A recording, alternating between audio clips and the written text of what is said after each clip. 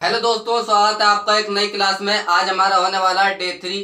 Day 1 और day 2 में हमने आपको डे 1 में कराया था हमने आपको प्रमुख पुस्तकें और उनके लेखक, और डे 2 में हमने आपको कराया था अपराध क्या होता है, विचलन क्या होता है। यानी कि कुल मिलाकर हम जो है बहुत अच्छे तरीके से इस टॉपिक को कवर करते हुए चले आ रहे हैं और आप भी मेहनत कर रहे हैं। आज है हमारा क्लास डे 3, यानी कि इसमें भी हम इंपॉर्टेंट क्वेश्चन और बहुत ही इंटरेस्टिंग क्वेश्चन है आपके साथ शेयर करने वाला हूँ। तो वीडियो को लाइक जरूर करें और चैनल को सब्सक्राइब जरूर कर लें, क्योंकि हम बहुत ही मेहनत कर रहे हैं आपके लिए। जैसा कि आपको पता ही, वैसे तो मैं ये पढ़ाता नहीं हूँ, लेकिन बच्चे कमेंट कर रहे थे कि सर सोशोलॉजी के लिए कुछ करा दीजिए, हमारे को समझ में नहीं आ रहा है। तो हमने जो है 4-5 दिन खा लिए हैं, क्योंकि मैथ का पेपर हो चुका है बीएससी का, इसलिए हम जो है अदर सब्जेक्ट पर पढ़ाने के लिए बात कर रहे हैं। और बच्चे भी खुश थे कि सर आपने बहुत अच्छा किया जो अपने पढ़ाना चालू कर दिया ये वाला सब्जेक्ट। तो आपसे उम्मीद है कि आप जो चैनल को सब्सक्राइब कर लें, क्योंकि अगला पेपर जो है फिजिकल एजुकेशन का भी है, तो उसमें भी आपको कुछ बहुत मिलने वाला है। तो आज का जो हमारा टॉपिक है जो वो है बाल अपराध। तो बाल अपराध के बारे में पढ़ेंगे हम।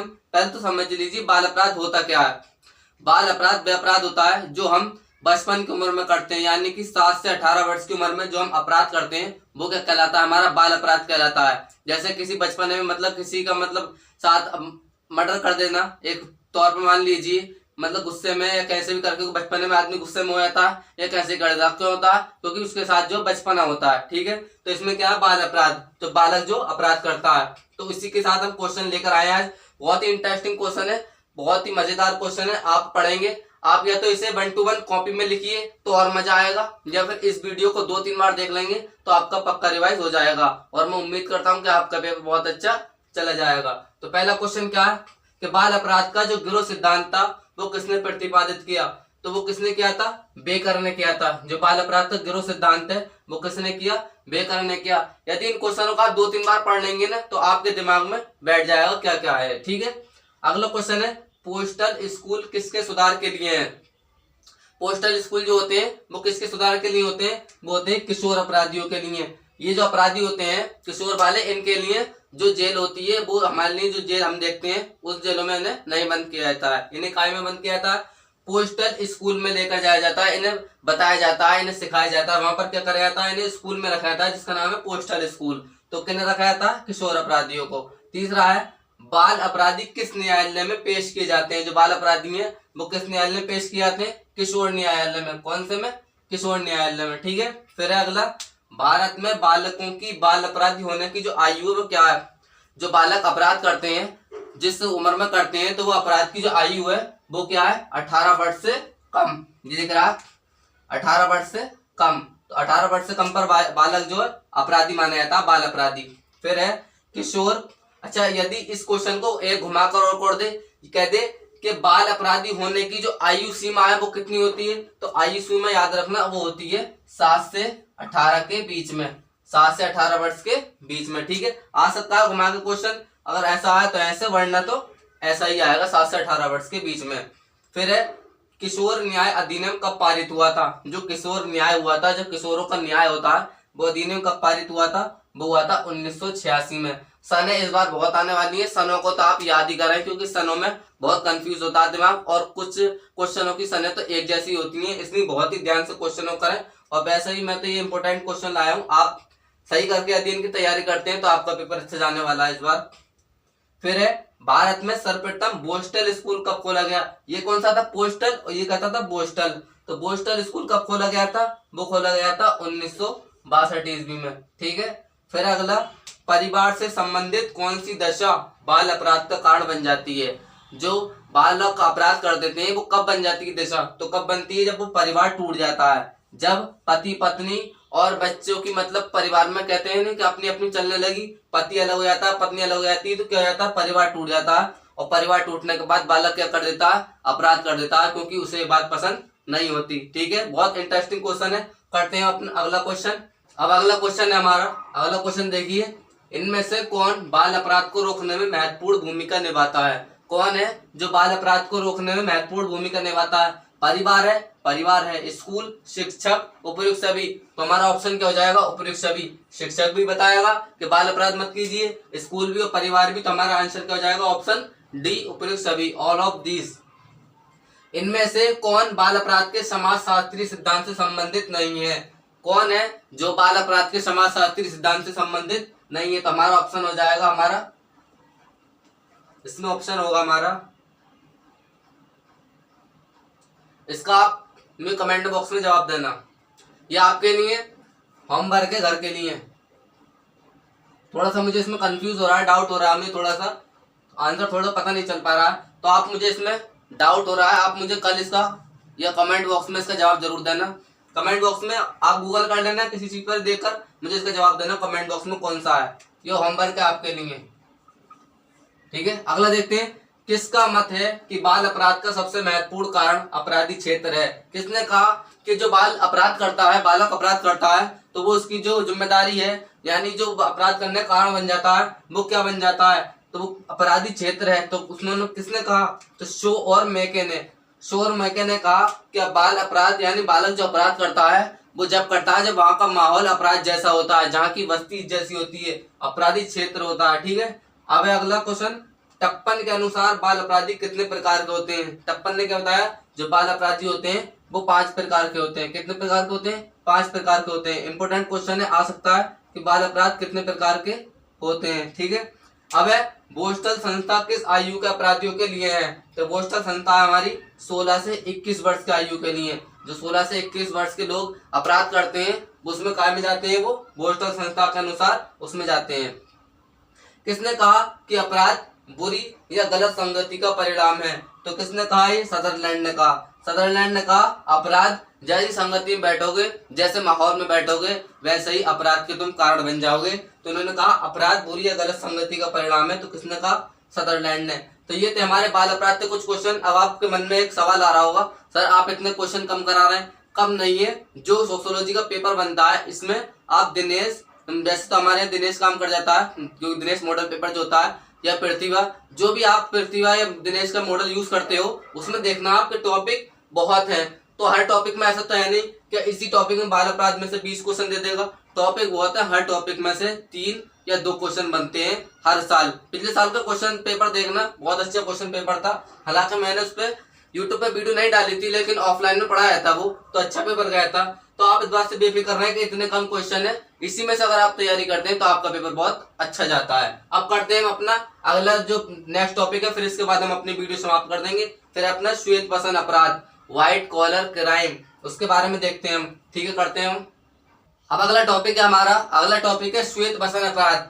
देखिए श्वेत बसंत अपराध होता क्या, पहले ये समझ लीजिए। श्वेत बसंत अपराध वह अपराध होता है जैसे कोई ऊंचा वर्ग के लोग जो होते हैं, जैसे कोई नेता, डॉक्टर या कोई सरकारी टीचर या प्राइवेट टीचर कोई भी होता है, तो जो ऊंचे मुकाम पर होता है, ऊंचे पद पर होता है, जो उसके पीछे ऊंचे पद के ऊपर जो होता है उसके पीछे जो घोटाला करता है वो क्या होता है, हमारा श्वेत बसंत अपराध। जैसे किसी डॉक्टर ने किसी के साथ घोटाला कर दिया तो वो क्या कहलाएगा, हमारा श्वेत बसंत अपराध के उसमें हो जाएगा। क्योंकि क्या होता है श्वेत बसंत, यानी कि सफेद कपड़े पहनते नेता है, डॉक्टर है, तो इसका जो ऊंचे पद के लोग होते हैं उसके लिए क्या बनाया गया, श्वेत बसंत अपराध। तो इसी के लिए जो श्वेत बसंत अपराध की जो अवधारणा दी थी वो सदरलैंड ने दी थी, ठीक है। उसी के प्रकार हम जो डिस्कस करेंगे क्वेश्चन, अच्छे क्वेश्चन है, इंटरेस्टिंग क्वेश्चन है, आइए डिस्कस करते हैं। और जो चैनल पर नए हैं अभी बिल्कुल वो सब्सक्राइब कर लें, क्योंकि बहुत अच्छी क्लास हमारे को लाने वाले हैं। और वीडियो पसंद आ रही हो तो वीडियो को सब जने लाइक कर दें जल्दी से। तो देखिए क्वेश्चन क्या है, श्वेत बसंत अपराध की अवधारणा किसने दी थी। पहला ही क्वेश्चन है, श्वेत बसंत अपराध की जो अवधारणा दी थी वो किसने दी थी, तो सदरलैंड ने दी थी, ठीक है। अगला क्वेश्चन है, व्हाइट कॉलर क्राइम पुस्तक किसने लिखी है। जो व्हाइट कॉलर क्राइम पुस्तक है वो किसने लिखी है, हमारी सदरलैंड ने। किसने, सदरलैंड ने। जहां तक कि व्हाइट कॉलर के क्राइम के क्वेश्चन आएंगे, मुझे लगता है कि उसमें जो है ना सदरलैंड ही लगाना आप, जैसे आप कोई भी कंफ्यूज हो जाओ, बहुत से बच्चे कंफ्यूज हो जाते हैं कि कौन सा होगा, तो व्हाइट कॉलर क्राइम का जहां भी आवे तो सदरलैंड ही लगाना, ठीक है। उसका एक क्वेश्चन और लिख लेना कि व्हाट इज सोशियोलॉजी पुस्तक के लेखक कौन है। ये सारी पुस्तकें मैंने डे 1 की क्लास में आपको करा दी थी। तो व्हाट इज सोशियोलॉजी पुस्तक के जो लेखक है वो है एलेक्स इंकेल्स, याद रखना, एलेक्स इंकेल्स। अगला क्वेश्चन देखिए, श्वेत बसंत अपराध का संबंध है किससे। जो श्वेत बसंत अपराध करते हैं वो कौन करते हैं, मैंने भी आपको बताया, जो ऊंचे पद पर होते हैं, उच्च वर्ग के लोग, यानी कि किससे, उच्च वर्ग से। अगला है, सफेद पोश अपराध का दुष्ट परिणाम क्या है। तो सफेद पोश अपराध का दुष्ट परिणाम क्या है, भ्रष्टाचार भी फैलेगा, अराजकता भी फैलेगी, अशिक्षा भी होगी। तो हमारा क्या हो जाएगा, ऑप्शन डी हो जाएगा, उपर्युक्त सभी। अगला क्वेश्चन है, कौन सा श्वेत बसंत अपराध का सामान्य स्वरूप है। व्यापार में ठगी भी होगी, क्योंकि श्वेत बसंत अपराध होगा तो ठगी करेगा तभी होगा, कॉपीराइट का उल्लंघन होगा, ट्रेडमार्क का उल्लंघन होगा। तो हमारा ऑप्शन क्या हो जाएगा, ऑप्शन डी, जहां पर उपयुक्त सभी इनमें से कोई नहीं, तो इनमें क्वेश्चन एक ट्रिक है, एक मतलब पहले से बताता हूँ चला रहा हूँ कि इसमें जो है ना कंफ्यूज हो तो उपयुक्त सभी लगा देना, तो जो आपका 90% या 80% आपका सही होता है ये। फिर है सफेद पोश अपराध जटिल समाजों की विशेषता है, तो ये बात क्या है, सत्य है असत्य है, तो सफेद पोश अपराध जटिल समाजों के लिए ये बात सही है बिल्कुल, तो यहाँ तो जाएगी हमारी सत्य है। अगला क्वेश्चन आता है सदरलैंड ने अपनी किस पुस्तक में सफेद पोश अपराध का वर्णन किया है, तो वो है व्हाइट कॉलर क्राइम। इसे तो याद ही रखना, इंपॉर्टेंट क्वेश्चन है सदरलैंड वाला, कि सदरलैंड ने अपनी किस पुस्तक में सफेद पोश अपराध का वर्णन किया है, तो वो है व्हाइट कॉलर क्राइम। अभी और करते हैं क्वेश्चन, अगला क्वेश्चन है फिर हमारा, निम्न में से कौन श्वेत बसंत अपराधी हो सकता है, कौन हो सकता है, मैंने आपको क्या बताया था, जो उच्च पद पर होकर उसके पीछे धोखाधड़ी करते हैं, तो नेता भी करता है, डॉक्टर भी करता है, पुलिस भी करता है, तो ये सभी हैं, सभी कौन है, श्वेत बसंत अपराधी है। अगला क्या है, श्वेत बसंत की अवधारणा कब विचलित हुई थी, तो श्वेत बसंत अपराध की धारणा प्रस्तुत की गई थी, विचलित की गई थी, वो कब की गई थी, 1939 में ये लागू की गई थी, यह बनाई गई थी। श्वेत बसंत अपराध का क्या कारण हो सकता है, क्या शिक्षा हो सकती है, गरीबी हो सकती है, सामाजिक प्रतिष्ठा नहीं हो सकती, तो क्या हो सकता है, भौतिकता हो सकती है, ठीक, भौतिकता। अगला है निम्न में से कौन सा श्वेत बसंत अपराध नहीं है, कर की चोरी बिल्कुल है, शिक्षित बेरोजगार द्वारा ट्यूशन करना, तो बेरोजगार ट्यूशन करना कोई अपराधी नहीं है, पढ़ाना बच्चों को, तो ये हमारा कोई अपराध नहीं हो सकता है। अगला है सदरलैंड ने व्हाइट कॉलर क्राइम पुस्तक कब लिखी थी, तो कब लिखी थी वो 1949 में, याद रखना इंपॉर्टेंट क्वेश्चन है, पीछे ही बताया था मैंने एक इंपॉर्टेंट क्वेश्चन कि सदरलैंड ने व्हाइट कॉलर क्राइम पुस्तक जो लिखी थी वो कब लिखी थी, वो 1949 ईस्वी में लिखी थी। श्वेत बसंत अपराध का प्रमुख उदाहरण है, तो श्वेत बसंत अपराध को मैंने क्या बताया, धोखाधड़ी, उच्च वर्ग पर होकर धोखाधड़ी करना गरीब लोगों के साथ। व्हाइट कॉलर क्राइम में सामान्यतः कौन शामिल नहीं है, कौन शामिल नहीं है, शारीरिक हिंसा, बाकी विश्वासघात भी है, आर्थिक धोखाधड़ी भी है, तो क्या नहीं है, शारीरिक हिंसा। सारे क्वेश्चन इंपॉर्टेंट क्वेश्चन है, बहुत ही रिसर्च करके ला रहा हूँ, ऐसा नहीं कहीं सभी किताब से उठाकर, बिल्कुल प्रॉपर रिसर्च के साथ ये क्वेश्चन आपको दी जा रहे हैं। आपको 4-5 क्वेश्चन हो ना, फिर अभी आप वीडियो खत्म करेंगे, फिर कल से हम करेंगे एक नया टॉपिक चालू। चलिए करते हैं फिर हम अगला क्वेश्चन। अगला क्वेश्चन है साइबर क्राइम श्वेत बसंत अपराध का कारण है, तो हाँ है, क्योंकि साइबर क्राइम ऊंचे लेवल का काम है, तो इसमें क्या हो जाता है मेरा, घूसखोरी या कुछ भी हो सकता है, तो साइबर में आदमी कहीं से कहीं फॉर्म भर देता है, या किसी का मतलब गलत तहसील वगैरह कामों में कहीं से कहीं उसका जमीन का मसला जो है कहीं ना कहीं पहुंचा देता है, तो हमारे क्या जाएगा, साइबर क्राइम हाँ श्वेत बसंत का अपराध का कारण है, तो क्वेश्चन हो जाएगा मेरा इसका ऑप्शन हो जाएगा ए। तो अब ये जो है हमारे ये लास्ट क्वेश्चन है, इसके बाद हम वीडियो समाप्त कर देंगे, तो आज हमारी जो है ना ये फर्स्ट यूनिट बिल्कुल कंप्लीट हो जाएगी।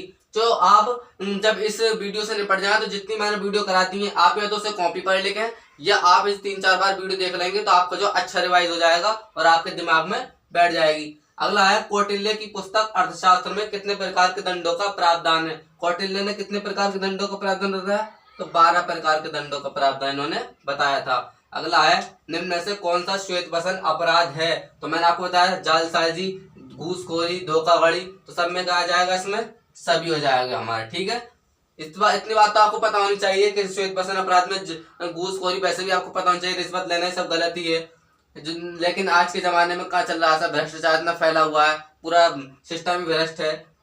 फिर अगला किसने श्वेत बसंत अपराध को सामाजिक एवं वैधानिक अपराध कहा है, तो किसने कहा है, जे हाल ने कहा कि जो पूरा सामाजिक और वैधानिक अपराधी श्वेत बसंत अपराध कहलाता है। अपराधों को रोकने का उपाय कौन सा है, शिक्षा होनी चाहिए, सबसे पहले आदमी को शिक्षित होनी चाहिए, फिर उचित मार्गदर्शन होना चाहिए, कहाँ पर उसे जाना है उचित मार्गदर्शन की आवश्यकता होती है, जनसंख्या पर नियंत्रण होना चाहिए, और सभी ऑप्शन हो जाएगा मेरा डी करेक्ट, ऑप्शन डी बिल्कुल। फिर अगला question and the last question, Boston school के जन्मदाता थे वो कौन थे, तो बोस्टन स्कूल के जन्मदाता थे वो थे A.R. ब्राइस, याद रखना कौन थे, A.R. ब्राइस बोस्टन स्कूल के, याद करना बोस्टन वहां से शुरू हो रहा है, ब्राइस तो इससे याद रख लेना। तो ये थे हमारे कुछ इंपोर्टेंट टाइप क्वेश्चन, उम्मीद करता हूँ आपको बहुत अच्छे लगे होंगे और आपको अच्छे समझ में भी आया होगा। तो जिस बच्चे ने अच्छे तरीके से कॉपी बनाई है इसकी, तो मैं उनकी गारंटी ले सकता हूँ कि उनका पेपर बहुत अच्छा जाने वाला है, वो मेहनत कर रहे हैं काफी, जो नहीं बना पा रहे हैं तो वो मेहनत करें, बाकी 2-3 बार वीडियो देखें, और वीडियो पसंद आई तो वीडियो को लाइक जरूर करें, और चैनल को सब्सक्राइब करने के साथ साथ नोटिफिकेशन बेल को ऑल पर सिलेक्ट कर लें। उससे हो गया कि हम जितनी वीडियो आपको डालेंगे उससे आपके पास तुरंत नोटिफिकेशन पहुंच जाता है। और जो मैंने आपको कमेंट बॉक्स में जवाब देने के लिए क्वेश्चन पूछा था, देखो मेरा मकसद यहाँ पर गलत बताना नहीं है। अगर मैं आपको उसमें गलत बताया था तो आपका पेपर में गलत हुआ था, तो मैं नहीं चाहता कि आपका जो है गलत होना चाहिए क्वेश्चन, तो उसका जो आप गूगल कर लेना। बाकी अगर मुझे टाइम मिला तो मैं अगली वीडियो में उसका जवाब बता दूंगा, वरना आप मुझे जवाब जरूर देना उस क्वेश्चन का। ठीक है, मिलते हैं नेक्स्ट वीडियो में। तब तक के लिए मेहनत करते रहिए और सफल होते रहिए। तब तक के लिए ऑल द बेस्ट।